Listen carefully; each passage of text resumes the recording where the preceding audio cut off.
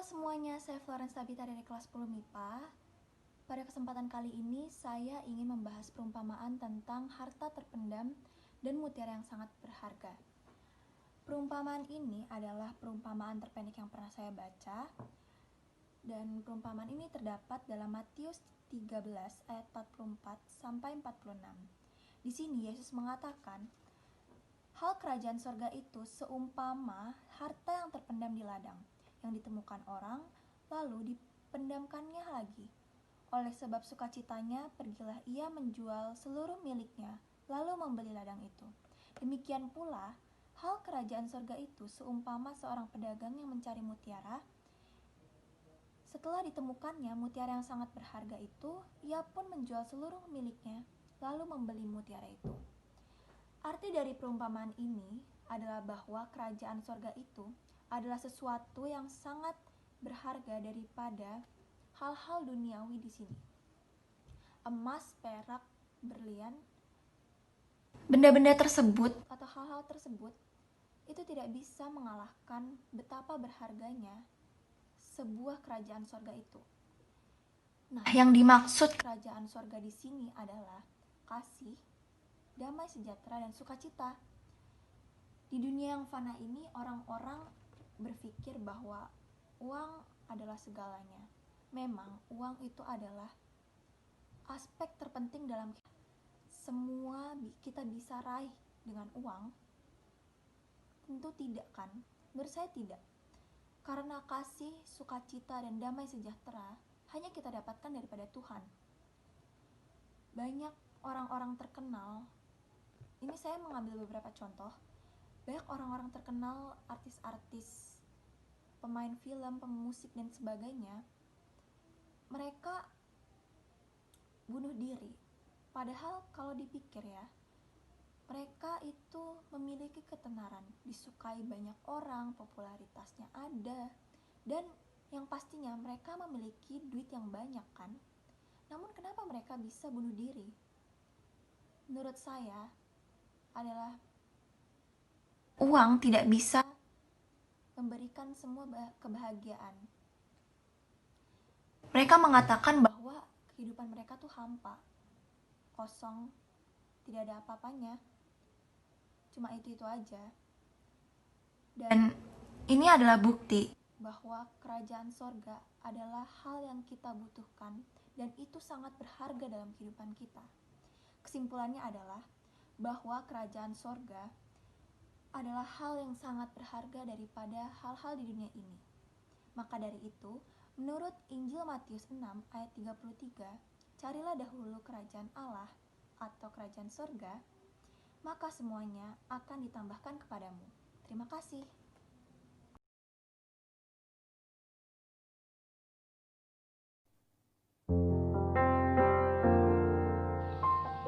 Shalom semuanya, nama saya Okta Prisazipora Markus dari kelas 10 IPS. Kali ini saya ingin menceritakan tentang iman sebesar biji sawi. Mungkin dari beberapa dari kita seringkali sudah mendengarkan tentang perumpamaan ini. Ya, perumpamaan tentang biji sawi ini. Biji sawi ini adalah biji yang paling kecil di antara benih yang lainnya. Tetapi apabila biji sawi ini sudah tumbuh, akan lebih besar di antara yang lainnya. Sesawi ini kalau misalnya sudah tumbuh, lebih besar dibanding sayuran yang lainnya. Jadi kita ibaratkan saja biji sawi ini adalah iman kita. Kalau misalnya kita mempunyai iman, artinya kita percaya kalau misalnya Tuhan Yesus itu adalah juru selamat kita. Dengan kita mempercayainya itu, kita mempunyai kekuatan. Jadi dengan dalam kondisi apapun, dalam pergumulan apapun, dalam percobaan apapun, kita tidak akan merasa khawatir. Karena kenapa? Karena kita mempunyai iman kepada Tuhan. Karena kita yakin kalau Tuhan akan menolong kita, akan membantu kita. Jadi kita harus punya iman dalam hidup kita agar kita mempunyai kekuatan, agar kalau misalnya ada masalah apapun, kita nggak mengandalkan kekuatan kita, melainkan kita mengandalkan kekuatan Tuhan. Itulah artinya iman. Tetapi iman tanpa perbuatan juga ialah mati. Artinya kalau misalnya kita bilang kita punya iman, tapi kita nggak melakukan yang namanya baca firman, berdoa, saat teduh sama Tuhan, ada sesi yang namanya curhat sama Tuhan, kita nggak akan merasakan iman kita tuh tumbuh. Jadi kalau misalnya kita mau iman kita tumbuh, jadi kita harus yang namanya berkomunikasi lebih dekat sama Tuhan lagi agar iman kita pun tumbuh. Sekian dari saya. Kiranya apa yang saya katakan ini bisa menjadi berkat buat semua orang. Terima kasih. Halo, saya Samuel. Saya dari kelas 10 IPS. Saya akan menceritakan atau menjelaskan sedikit tentang perumpamaan biji sesawi.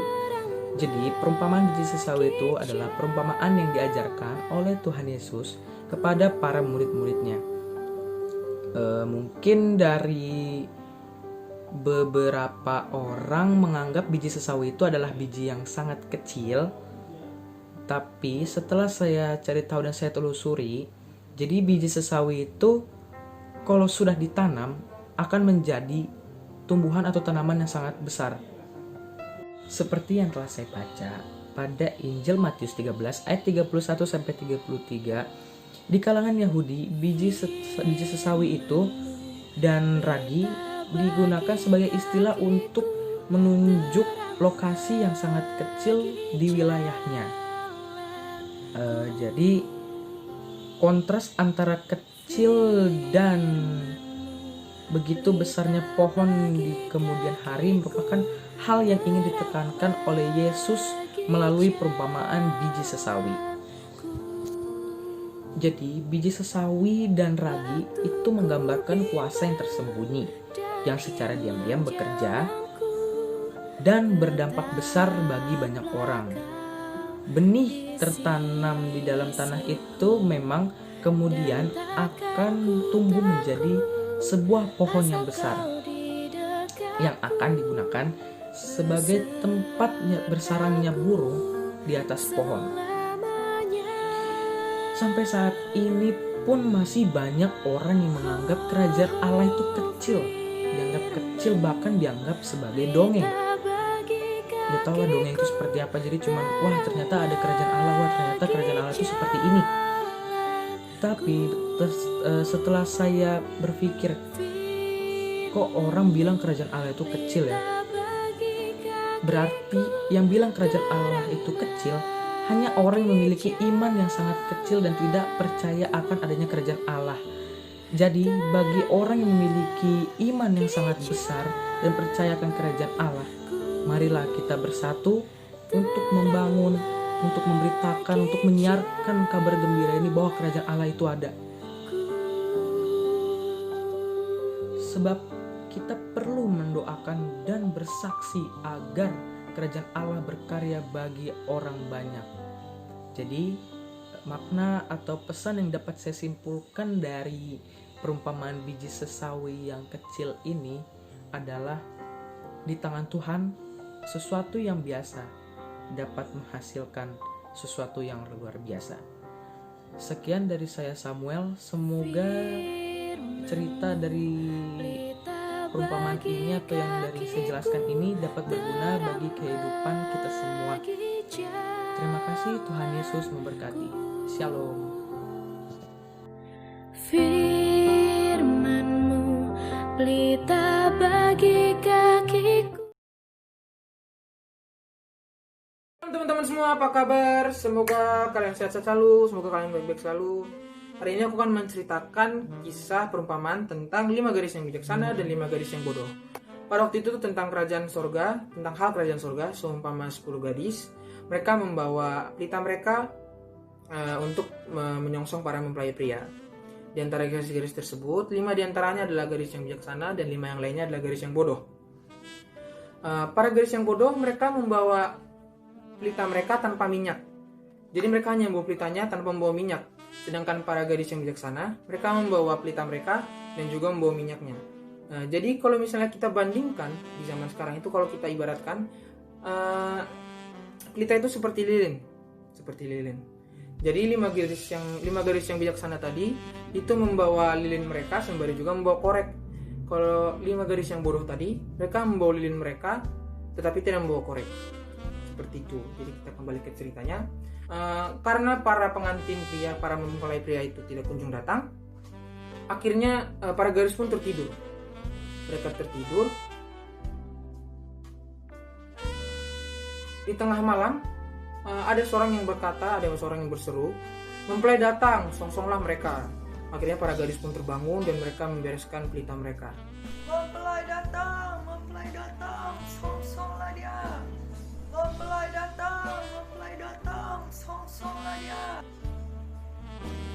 karena 5 garis yang bodoh tadi tidak membawa minyak, akhirnya pelita mereka pun hampir padam. Dan mereka pun berpikir bagaimana caranya agar mereka bisa menjaga pelita mereka tetap hidup. Akhirnya mereka pun meminta kepada gadis yang bijak tadi, 5 gadis yang bijak tadi. Mereka meminta, berikanlah kami sedikit dari minyakmu sebab pelita kami hampir padam. Tetapi para gadis yang bijak itu menolak dan mereka berkata,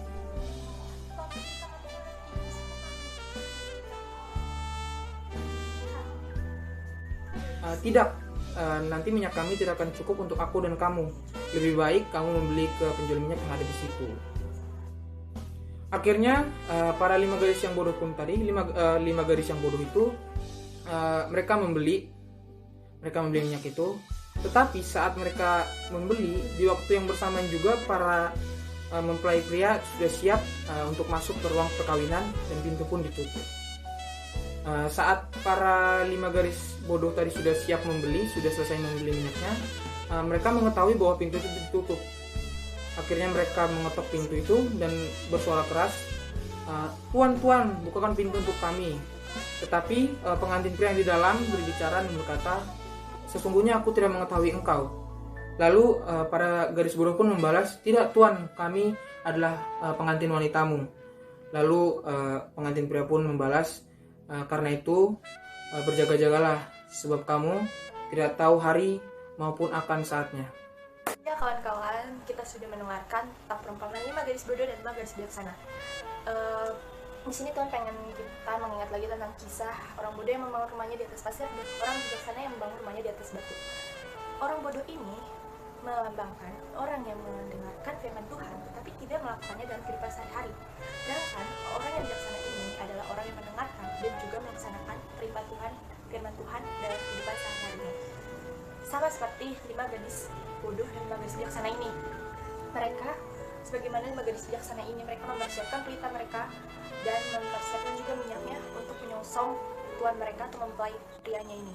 Sedangkan 5 gadis bodoh ini, mereka masih saja di saat-saat atau menit-menit di mana mempelai pria ini ingin datang, mereka masih sibuk memikirkan bagaimana mereka mendapatkan minyak. Nah, di sini dalam artian orang-orang masih banyak yang selalu memikirkan masih banyak waktu untuk berubah, masih banyak waktu untuk bertobat. Seperti itu. Di sini Tuhan tidak memberitahukan, dalam firman Tuhan tidak memberitahukan kapan dia akan datang. Tapi dengan tidak diberitahukannya kita oleh Tuhan pengen kita selalu berjaga-jaga dan selalu mempersiapkan diri untuk menyongsong kedatangan lagi. Dengan merenungkan firman Tuhan ini, kita harus sungguh-sungguh bertobat dan juga mempersiapkan diri kita dengan menjauh larangan-larangan apa yang Tuhan larang dan menjalankan segala perintah-perintah apa yang Tuhan berikan. Jadi kembali lagi ke diri kita masing-masing, kita ingin menjadi seperti gadis yang bodoh atau gadis yang bijaksana yang telah mempersiapkan segalanya untuk menyambut Tuhan mereka. Terima kasih.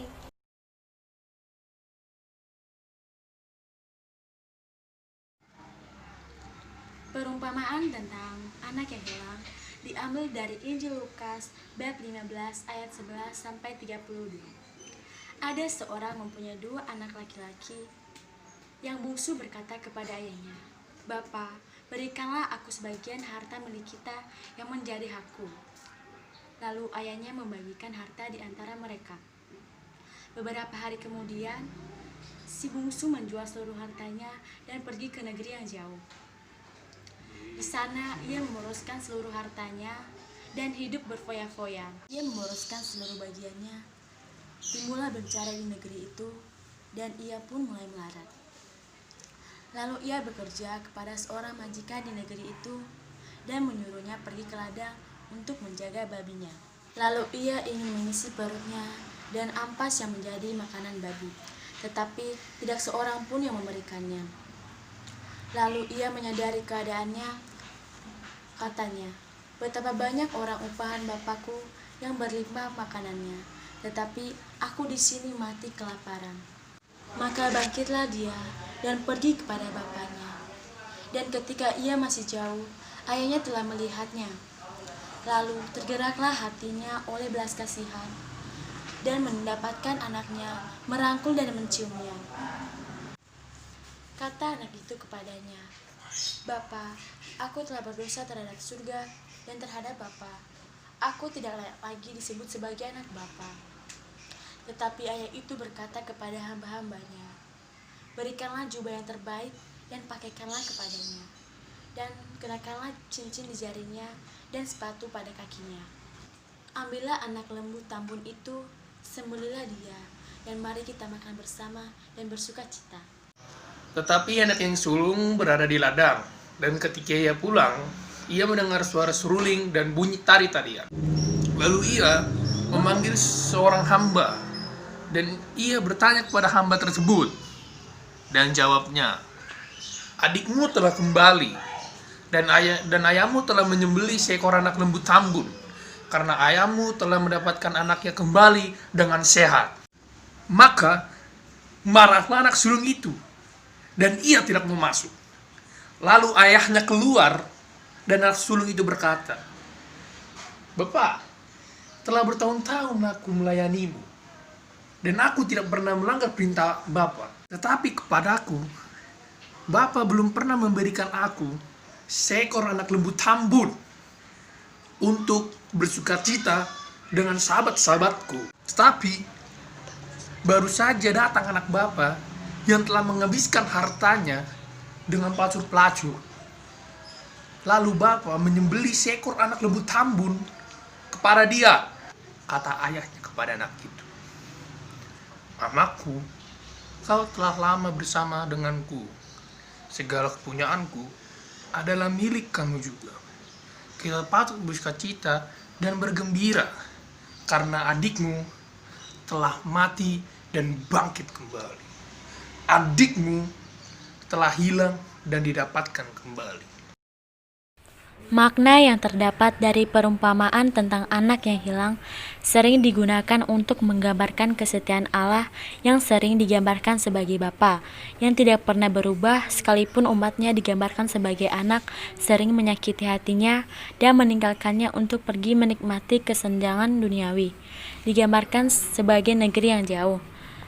Tuhan Yesus hendak menekankan bahwa seindah-indahnya kenikmatan duniawi yang dapat dipandang mata, suatu saat itu akan berbalik menjadi jerat yang akan membuat seseorang meninggalkan Tuhan.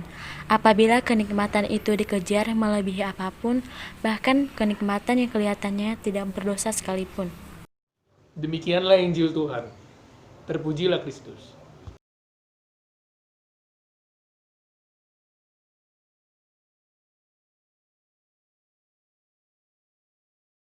Shalom semuanya, Bapak Ibu, saudara-saudara yang terkasih dalam Kristus. Perkenalkan, nama saya Daniel Marco, saya berasal dari kelas 12 MIPA. Saya di sini ingin menceritakan firman Tuhan yang berasal dari Matius 13, ayatnya yang ke-47 sampai yang ke-52, tentang perumpamaan tentang pukat. Bapak Ibu, saudara-saudara yang terkasih dalam Kristus, firman Tuhan kali ini menceritakan tentang kerajaan Allah yang diumpamakan sebagai pukat. Maksudnya adalah kerajaan Allah menjangkau seluruh umat manusia. Dan pada saat pukat itu ditarik, akan ada ikan yang baik dan ikan yang tidak baik. Ikan yang baik ini akan dikumpulkan, sementara ikan yang tidak baik akan dibuang. Bapak Ibu, saudara-saudara terkasih di dalam Kristus, gambaran akhir zaman pada perumpamaan ini menggambarkan bahwa pada saat akhir zaman nanti akan ada pemisahan antara golongan yang baik dan yang tidak baik. Jadi Bapak Ibu saudara-saudara terkasih, apakah maksud dari firman Tuhan kali ini? Maksud dari firman Tuhan kali ini adalah pemahaman atau pengertian tentang hidup akan ada konsekuensinya. Jika kita melakukan hal yang baik, kita akan masuk ke dalam golongan ikan yang baik. Sedangkan jika kita melakukan hal yang tidak baik, kita akan masuk ke dalam golongan ikan yang tidak baik. Maksud dari sini adalah pada saat kita melakukan hal yang baik nanti, di akhir zaman kita akan masuk ke dalam golongan yang baik dan kita akan masuk ke dalam kerajaan surga. Dan tidak ada salahnya untuk merubah hidup kita jika kita masih melakukan banyak hal-hal yang kurang baik yang tidak berkenan di hadapan Tuhan. Maka kita harus merubah kebiasaan hidup kita agar menjadi lebih baik, supaya kita bisa masuk ke dalam kerajaan surga dan bersama-sama dengan Tuhan Yesus Kristus. Bapak Ibu saudara-saudara terkasih, demikian firman Tuhan yang saya sampaikan ini. Kiranya dapat membantu Bapak Ibu saudara-saudara terkasih sekalian agar dapat mengubah hidupnya menjadi lebih baik lagi dan masuk ke dalam golongan-golongan ikan yang baik, sehingga kita semua dapat bertemu bersama di kerajaan sorga nanti bersama Tuhan Yesus Kristus Juru Selamat kita, dan kita akan menjadi lebih baik lagi ke depannya. Semoga firman ini membantu Bapak Ibu saudara-saudara kasih sekalian dan saya juga, dan dapat mengubah hidup kita semua agar menjadi lebih baik ke depannya dan kita dapat masuk ke dalam kerajaan sorga. Terima kasih Bapak Ibu saudara-saudara terkasih sekalian. Semoga Tuhan Yesus memberkati kita. Dalam nama Tuhan Yesus, amin.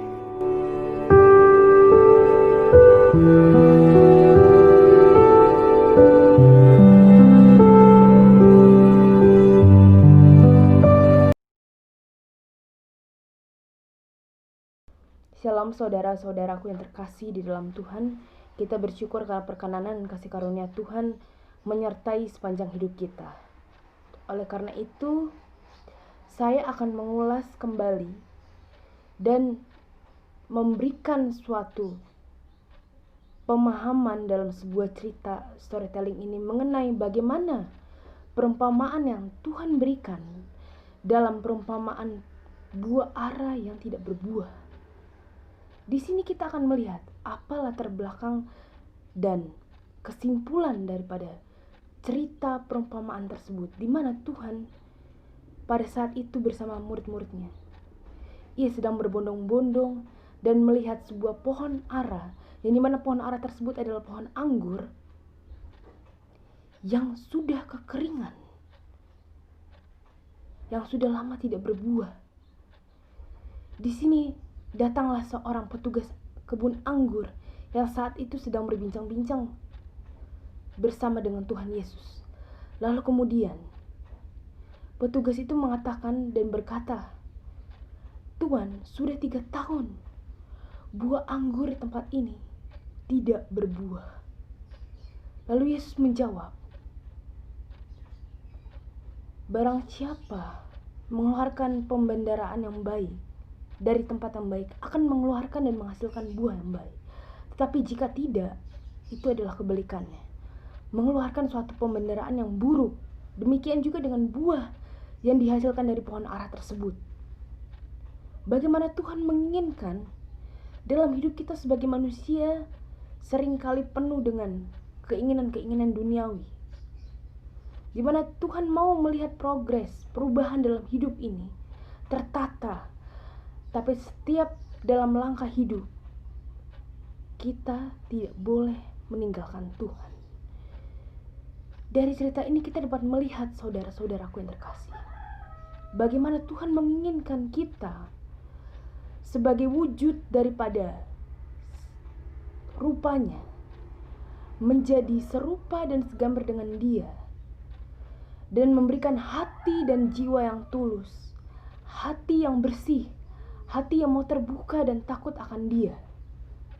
Dia adalah Tuhan itu sendiri. Manusia mencari apa yang tidak terlihat. Apa yang terlihat seringkali menjadi tujuan manusia untuk membuat sesuatu perubahan dalam hidupnya. Karena cenderung manusia ingin mengalami suatu perubahan.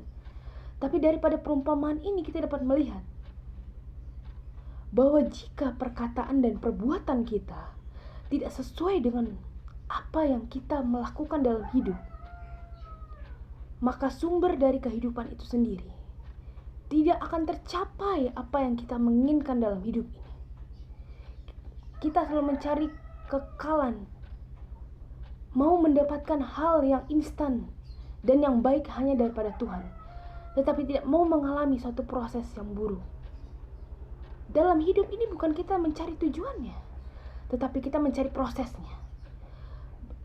Dalam kesempatan ini saudara-saudara, saya ingin membagikan bagaimana melalui perumpamaan buah ara yang tidak berbuah ini, kita menjadi pelaku-pelaku firman, kita menjadi garam dan terang di lingkungan sekitar kita. Bagaimana khususnya kita sebagai siswa-siswi Santa Maria Monica Bekasi menjadi siswa-siswi yang produktif dan tidak pasif dalam masa-masa pandemi saat ini. Keadaan tidak mengubah kita. Saya mau katakan, keadaan tidak mengubah kita. Tapi kita yang dapat mengubah keadaan. Karena kita menjadi manusia-manusia yang produktif, manusia yang mau melakukan segala sesuatunya itu yang baik.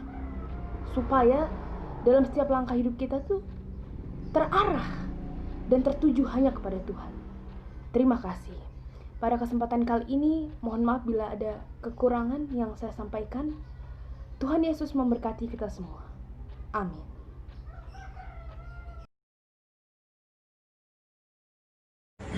Shalom, saudara-saudari yang dikasihi Tuhan. Pada kesempatan kali ini, saya akan menceritakan perumpamaan tentang talenta. Sebagaimana tercantum dalam Injil Matius, bab 25 ayat 1 sampai dengan 30. Bagaimanakah kisahnya? Mari kita simak bersama. Pada suatu hari, Yesus menyampaikan sebuah perumpamaan kepada murid-muridnya. Kerajaan surga itu sama seperti seorang yang mau berpergian ke luar negeri, yang memanggil hamba-hambanya dan mempercayakan hartanya kepada mereka. Hamba yang pertama diberikannya 5 talenta, sedangkan hamba yang kedua diberikannya 2 talenta, dan hamba yang ketiga diberikan 1 talenta. Kemudian pergilah tuan itu ke luar negeri dan meninggalkan ketiga hambanya tersebut. Lalu apa yang dilakukan hambanya itu? Segera pergilah hamba yang menerima talenta itu dan menjalankan uang itu, lalu dia beroleh laba 5 talenta lagi.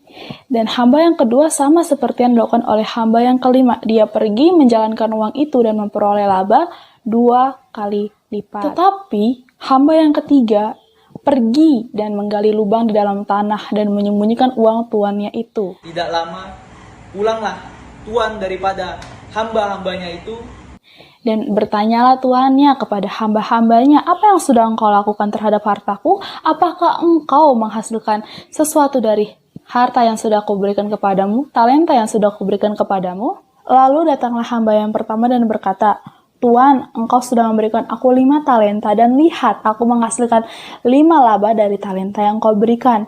Maka tuannya berkata, baik sekali perbuatanmu, hai hambaku, masuklah dan berpestalah denganku. Dan hamba yang kedua pun datang dan berkata, Tuan, engkau memberikan aku 2 talenta, dan aku sudah menghasilkan 2 talenta dari apa yang sudah engkau berikan. Lalu tuannya berkata, masuklah dalam kebahagiaan tuanmu. Lalu datanglah hamba yang menerima 1 talenta itu dan berkata kepada tuannya, aku takut dan menyembunyikan talenta yang kau berikan ke dalam tanah, dan aku menguburnya. Dan tuan itu pun berkata, hai kamu hamba yang malas dan jahat, mengapa engkau tidak melakukannya, supaya setelah aku pulang, aku menerima hasil dari upahnya tersebut. Dan tuan itu berkata lagi, campakkanlah hamba itu ke dalam kegelapan, yang di sana terdapat ratap tangis dan kertak. Saya Liu Jason, mewakili kelas 12 IPS 2, mengucapkan selamat Hari Bulan Kitab Suci Nasional. Saudara-saudara kekasih Tuhan Yesus, jangan sia-siakan hidup ini. Masih ada kesempatan kita untuk menjadi berkat.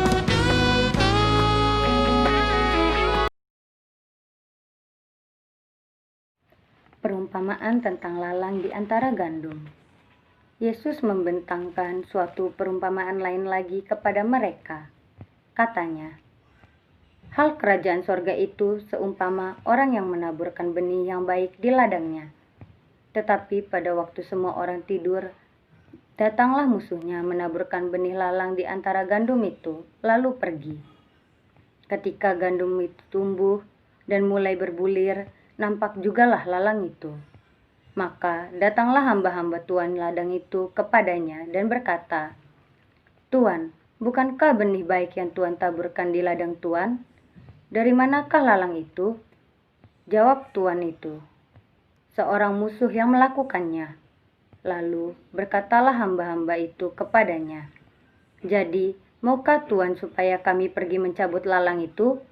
Tetapi ia berkata, jangan, sebab mungkin gandum itu ikut tercabut pada waktu kamu mencabut lalang itu. Biarkanlah keduanya tumbuh bersama-sama sampai waktu menuai. Pada waktu itu aku akan berkata kepada para penuai, kumpulkanlah dahulu lalang itu dan ikatlah berberkas-berkas untuk dibakar. Kemudian kumpulkanlah gandum itu ke dalam lumbungku. Makna dari perumpamaan lalang di antara gandum adalah Tuhan Yesus sendiri yang menjelaskan bahwa orang yang menaburkan benih gandum adalah anak manusia, sedangkan orang musuh yang menaburkan benih lalang adalah iblis. Benih gandum adalah anak-anak kerajaan, dan benih lalang adalah anak-anak si jahat. Ladang sendiri adalah gambaran dunia ini, di mana selalu terjadi pertarungan antara sisi yang baik dengan sisi yang jahat. Jika kita berada di sisi yang baik, kita akan memiliki suatu kerinduan supaya lalang itu dicabut dari ladang. Orang yang hidupnya baik, hatinya bersih dan suci, akan seringkali berseru kepada Tuhan, Tuhan, kapankah kejahatan dicabut dari muka bumi ini? Bagi orang Kristen yang sudah mengerti kebenaran, kalimat itu akan berbunyi demikian. Tuhan, kapan Engkau akan datang kembali sebagai Raja dan membawa orang-orang saleh-Mu untuk memerintah bersama-sama denganmu dalam kerajaan Allah yang kekal? Ya, sebenarnya karakter yang sudah dapat terlihat dari kerinduan hatinya kepada Tuhan. Orang benar pasti tersiksa ketika melihat kejahatan semakin merajalela dan semakin rindu ingin bertemu dengan Tuhan. Akan tetapi, orang yang masih belum mau hidup benar akan merasa semakin nyaman di dunia hingga tidak mau pulang ke surga. Mereka merasa bahwa dunia ini adalah tempat di mana mereka bisa membangun kerajaannya sendiri dan bukan mendatangkan kerajaan Tuhan dalam hidupnya. Akan tetapi, Tuhan Yesus sendiri berjanji bahwa akan ada suatu masa penuaian di mana gandum dan lalang akan dituai, yaitu pada akhir zaman. Bedanya adalah mereka yang masuk kategori lalang akan dikumpulkan dan dibakar dalam api, yaitu api neraka yang kekal, keterpisahkan dengan Allah selama-lamanya. Sebaliknya, mereka yang masuk kategori gandum akan dikumpulkan dalam lumbungnya, yaitu dalam kerajaannya yang kekal. Rindu ingin bertemu dengan Tuhan. Akan tetapi, orang yang masih belum mau hidup benar akan merasa semakin nyaman di dunia hingga tidak mau pulang ke surga. Mereka merasa bahwa dunia ini adalah tempat di mana mereka bisa membangun kerajaannya sendiri dan bukan mendatangkan kerajaan Tuhan dalam hidupnya. Akan tetapi, Tuhan Yesus sendiri berjanji bahwa akan ada suatu masa penuaian di mana gandum dan lalang akan dituai, yaitu pada akhir zaman. Bedanya adalah mereka yang masuk kategori lalang akan dikumpulkan dan dibakar dalam api, yaitu api neraka yang kekal, keterpisahkan dengan Allah selama-lamanya. Sebaliknya, mereka yang masuk kategori gandum akan dikumpulkan dalam lumbungnya, yaitu dalam kerajaannya yang kekal.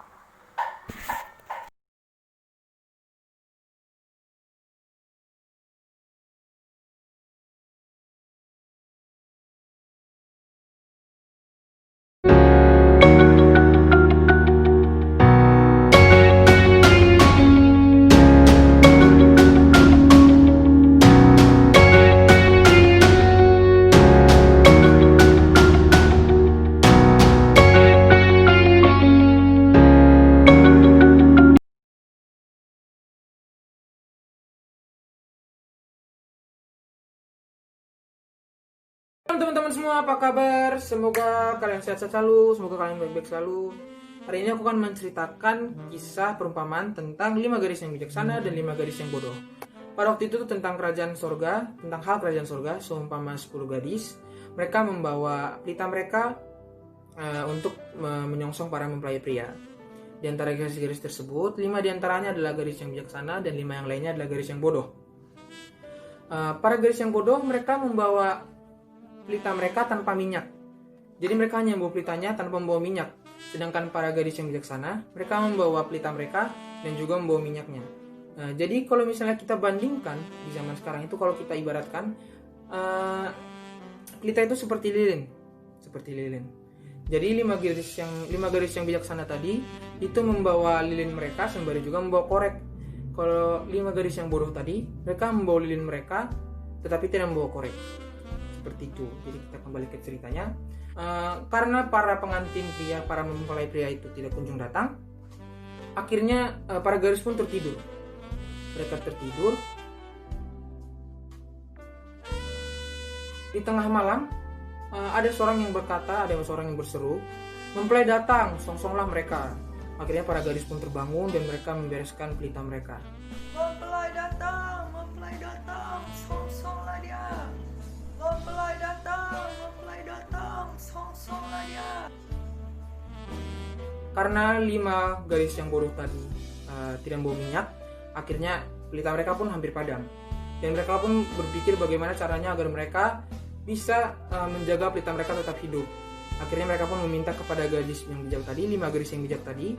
Mereka meminta, berikanlah kami sedikit dari minyakmu sebab pelita kami hampir padam. Tetapi para gadis yang bijak itu menolak dan mereka berkata,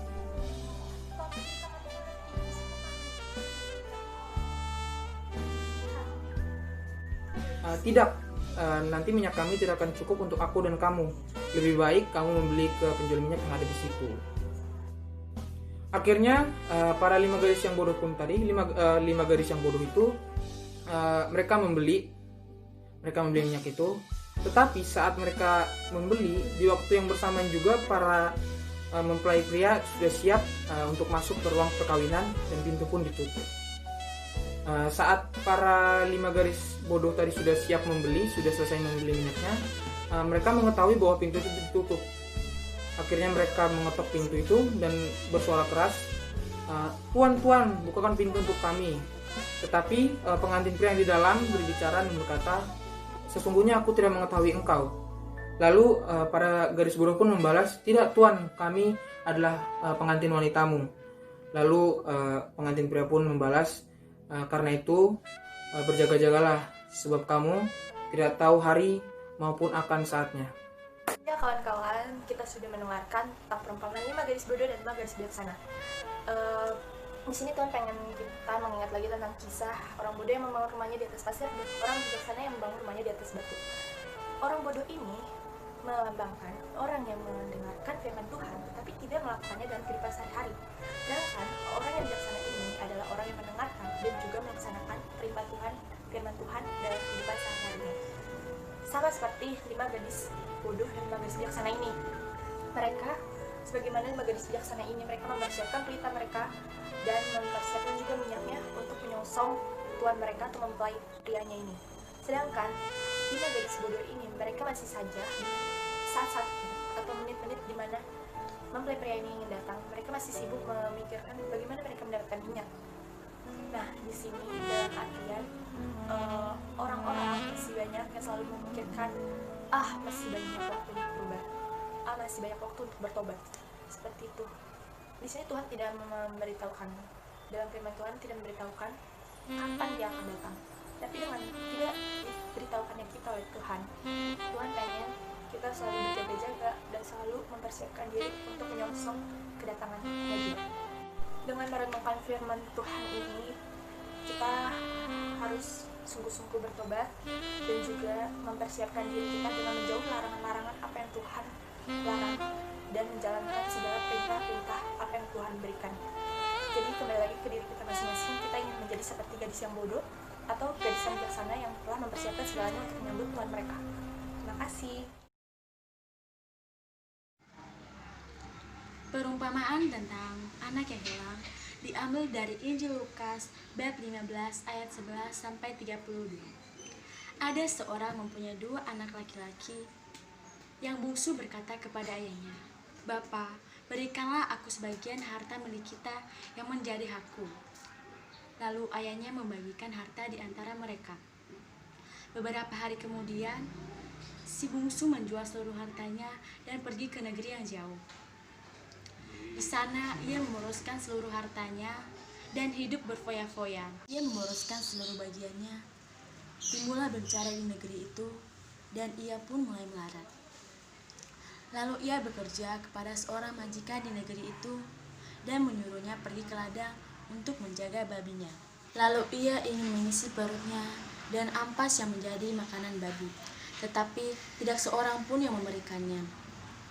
Lalu ia menyadari keadaannya, katanya, "Betapa banyak orang upahan Bapakku yang berlimpah makanannya, tetapi aku di sini mati kelaparan." Maka bangkitlah dia dan pergi kepada bapaknya. Dan ketika ia masih jauh, ayahnya telah melihatnya.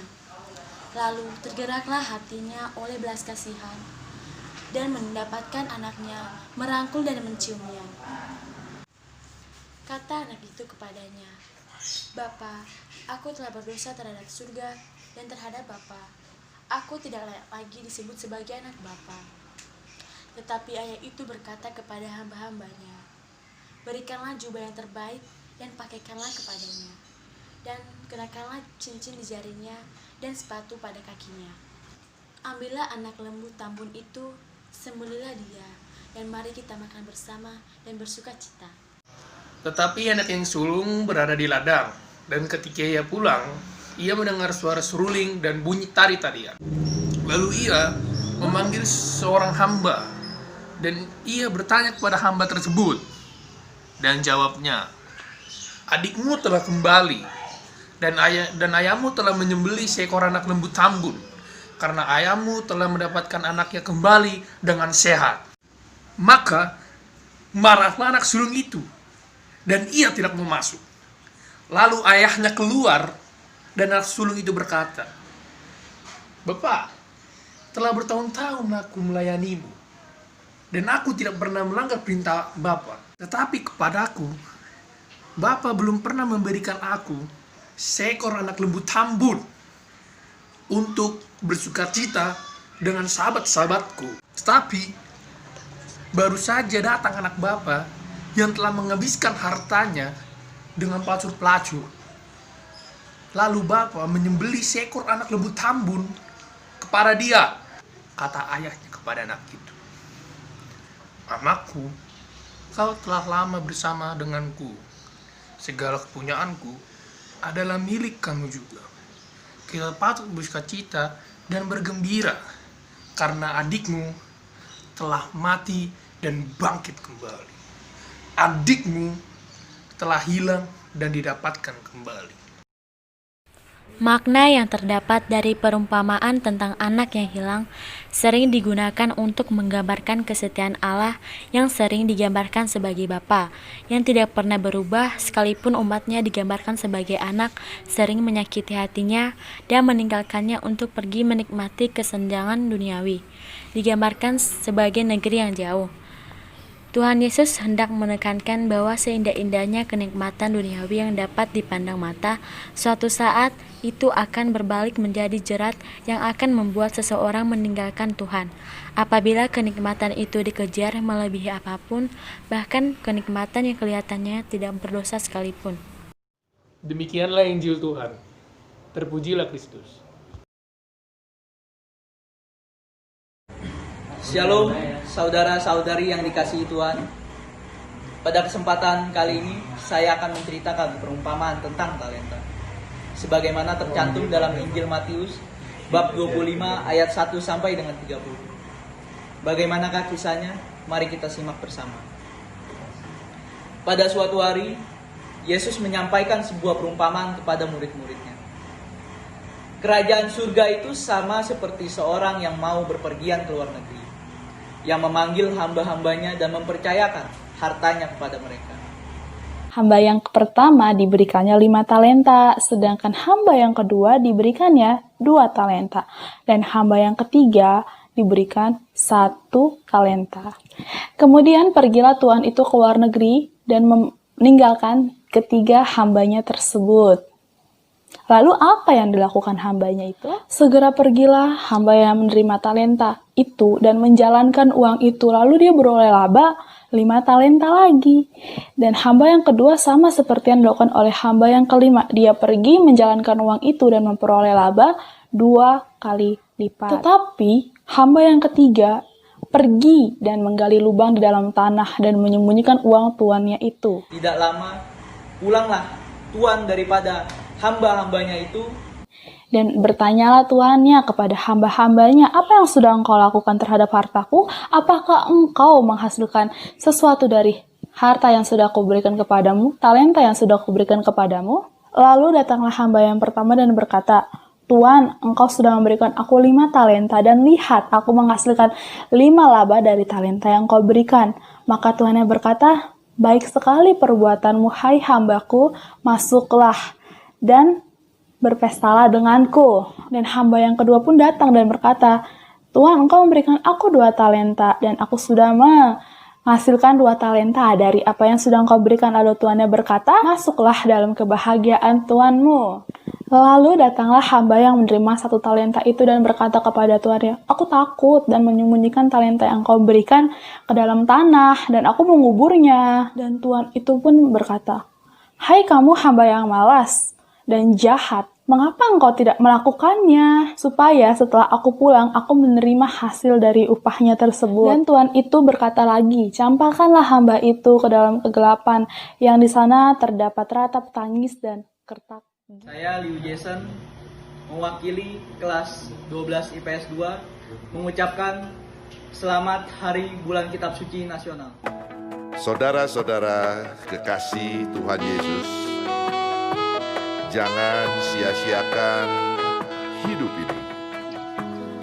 Masih ada kesempatan kita untuk menjadi berkat.